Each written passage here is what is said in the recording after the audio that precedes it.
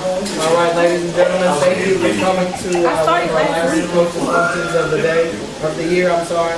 Apologize we don't have a mic set up, but my name is Haptam Kaneta. I'm the Sports Information Director for the Blue Devils. And of course, we've had an exciting tournament. As you guys all know, 2016 men's basketball champion. So give it up for the conference champions. We will get started right away. On the tables, you have the brackets for how Dillard made it to the championship game and defeated the arch-rival Xavier University Gold Rush. Also, we've got more stats from the men's team as they look forward to going to nationals. Coach Mike Newell will tell you about how it went down, but of course, first we defeated Suno in the quarterfinal round. That was the opening day here on Friday, 81-58. The next day, semifinals against Philander Smith, 95-76, and of course, yesterday against Xavier University, 84-71. So, without further ado, I'll give you the championship head coach, Mike Newell.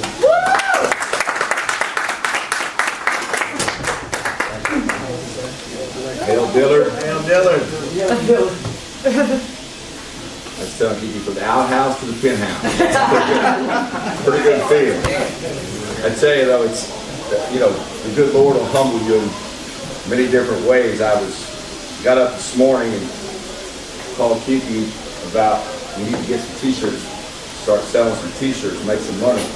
And so I got in the car and I was driving, and as I said, feeling probably too full of myself.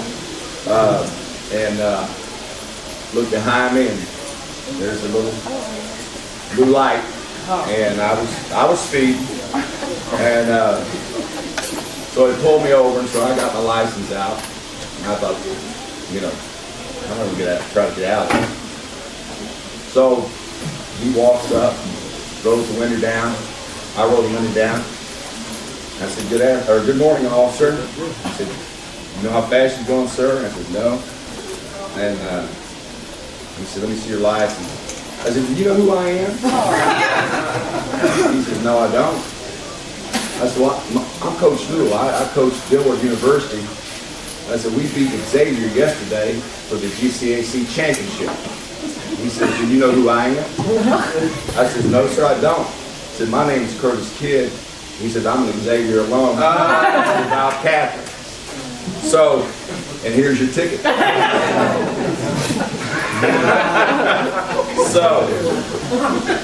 So I came back to reality real quick, but no, it was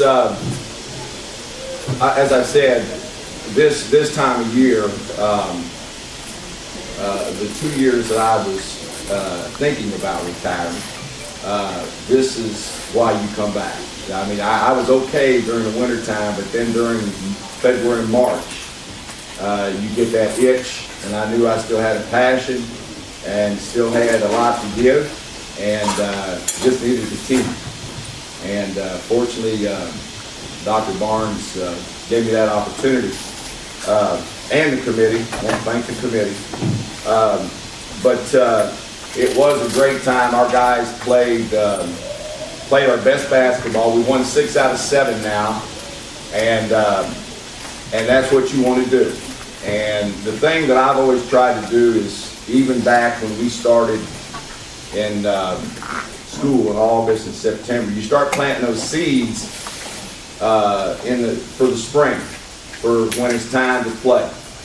And then you hope, I tell them that the first day of practice, everybody's fired up first day of practice. Because everybody thinks they're going to start, and everybody thinks they're going to get a lot of playing time. But what I tell them is, I want you just as fired up in January and February as you are now, because that's the key. You got to have the passion for whatever you do. You got to love it.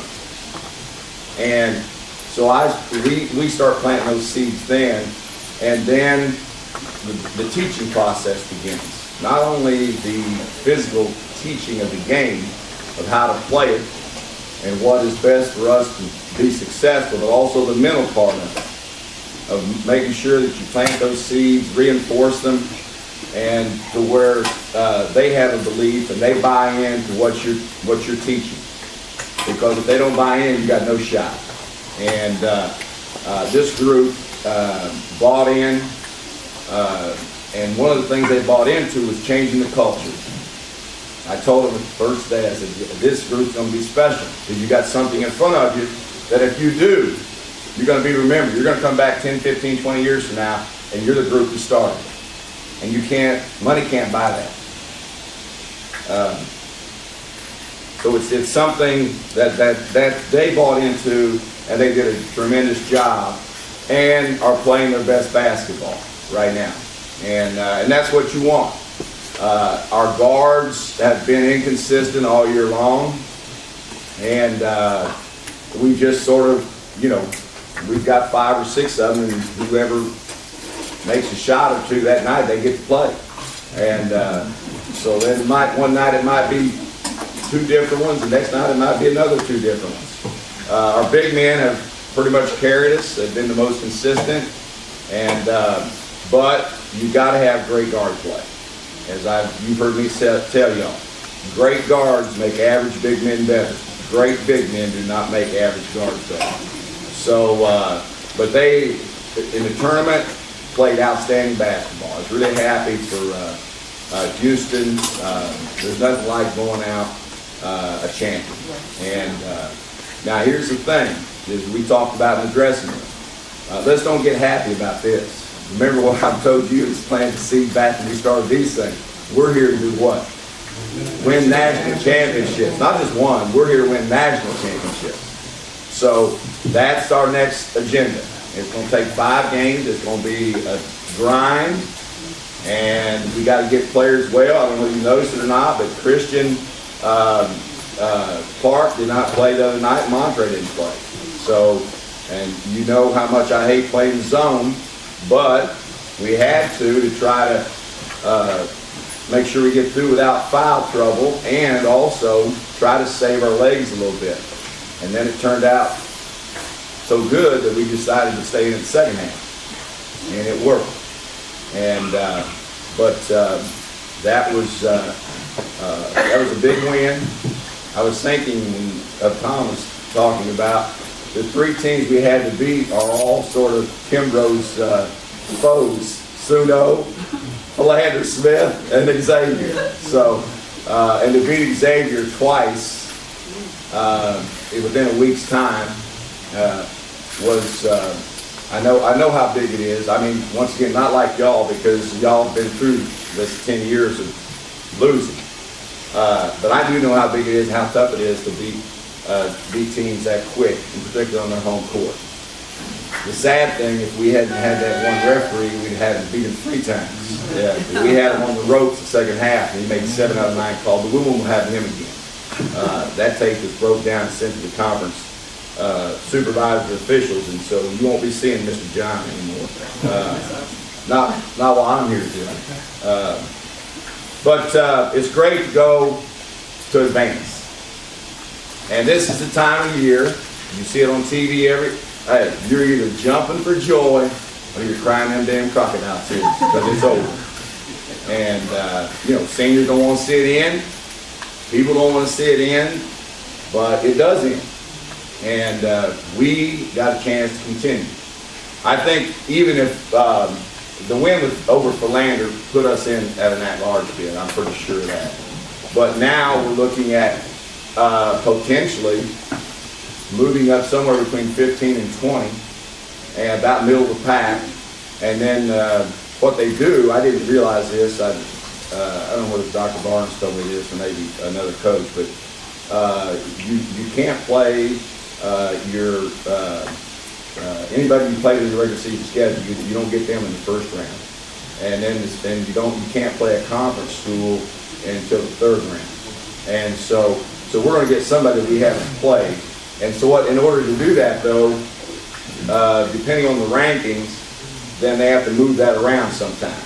Like last week, I sort of looked at it and I thought, okay, we would have played Texas Wesleyan with us being ranked 25th. I think they were ranked 8th.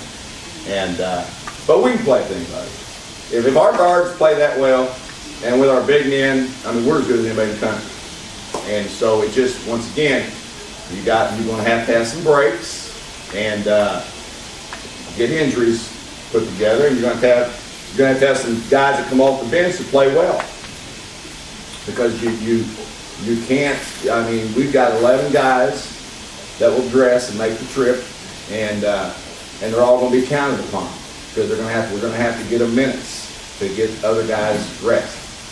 But I know I'm very excited. I know the campus is, and that's the greatest feeling for me. And it has been at every school I've been. As I told you before, I didn't plan it this way, but my career has sort of been like going in and turning things around. I mean, that's just how it's worked out. And it's a great feeling for me, not necessarily to win. Win is good, but it's good. I love the feeling of seeing the university community, the alumni, the students. It brings everybody together, and it brings every faction of the university community it brings together. And that's where I get my greatest satisfaction, is seeing that happen. And so I tell you one thing that really upset me that we need to get straight for next year. That's the first time ever that we've not been able to cut down both sides of the nets. And that wasn't commission, that was Xavier. I'm telling you right now, they wanted to close that thing down as quick as they could. And because, the cheerleaders and dance teams, they deserve to cut some net and get a piece of net too. And we even had a couple of kids that didn't get a piece, but we'll get you a piece of the net. So at this time, I'll open it up to questions, any that you might have, or comments. We are having a selection show Wednesday, right, Dr. Barnes?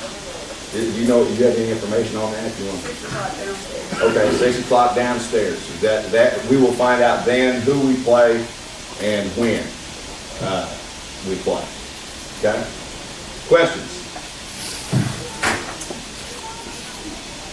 No questions. All right. Have Tom, you didn't have a question?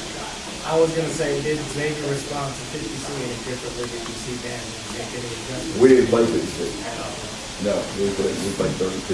50C is too risky as far as getting foul trouble and takes too much effort. So we didn't do that. Anything else? Yes. I cried when Montre and Christian were on the sideline, but I just want to make sure that everybody's going to be okay. No, seriously, I was crying. Yeah. Oh my God, why is Christian not dressed? But I just want to make sure, I just ask you, what is it going to take to get these guys, make sure everybody's healthy and ready to go? Our trainer, Britt, Balot? I know that. Val. He told us that Montre should be okay. Yeah, it's just going to take some time. He's a little bit concerned with Christian because it's his NCL. And so he's okay running, but laterally he has a hard time right now. But we got time. We don't, if we play the first day, which is the 16th, we still got about a week. And we gave him today off and tomorrow off. And then we'll practice Wednesday, and it'll be a light practice just because with those two out, we got our red shirts and kids to practice, but then Thursday, right now the game plan I think is we're going to try to leave Sunday. We haven't, Dr. Barnes hasn't figured that quite out yet, so to get more information. So if we can get 2 good practices in here, 3 possibly, and it gives our trainers a chance to get treatment. So we should be okay, Dean Charles. Yes. Okay. I want to thank everyone for everybody's support on behalf of the players and the coaching staff. It's been a fun year. I know for Coach Newton, Coach Gonzalez, and myself.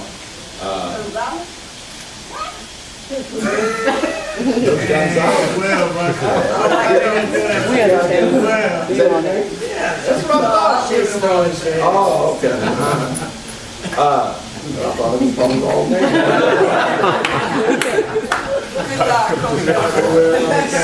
Yeah.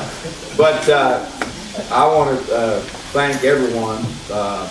This has been a fun year, and we still got work to do.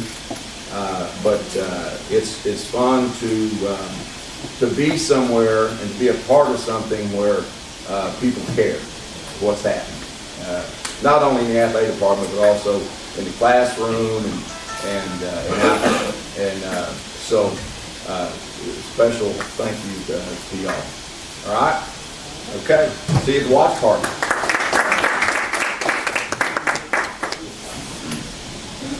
All right, thank you so much for coming to today's coaches luncheon. We're gonna have an updated track and field, but they're on the track training right now. So had a good meet at the Twilight Invitational. Of course, we were doing basketball the whole weekend, but we had Sasha Newman qualify for nationals in the 400 meter hurdles and the 100 meter hurdles.